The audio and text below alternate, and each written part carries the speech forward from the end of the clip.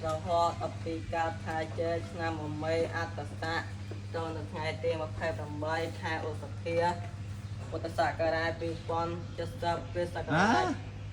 2500 2570គ្រិស្តសករាជ2026វិន័យបទតែសាមណេរក៏បីសិក្សាហៅថាសក្ខយវត្តវត្តនោះចាត់ជាសក្ខយវត្តនោះសក្ខយវត្តនោះចាត់ជា4ពួក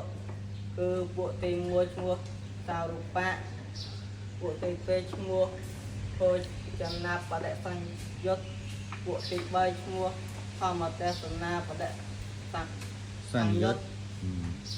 ពួកទី4ឈ្មោះបកិនតកៈសារូបៈទី1មាន26គឺបរិមន្តដលៈយវាតណៈសាមណេរក៏បីសិក្សាថាអញនឹងស្រៀឲ្យវាបរិមន្តដគឺខាងក្រោមក្រោកក្បាលជង្គង់ចោះទៅដើម្បីឆ្ងប់ខាងលើបុត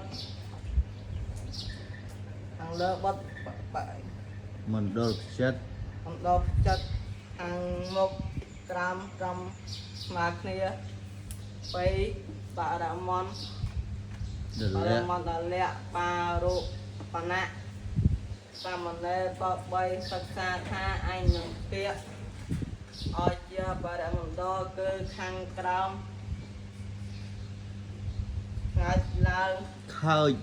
ខើចឡើងលើបង4ធ្នប់